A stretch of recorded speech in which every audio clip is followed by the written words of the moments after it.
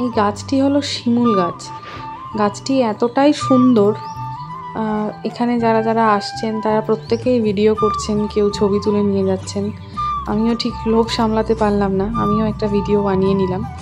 এবং এই গাছটি এতটাই বড় এবং গাছটিতে এতটা আলাদা আলাদাভাবে খাঁচ জন্মেছে।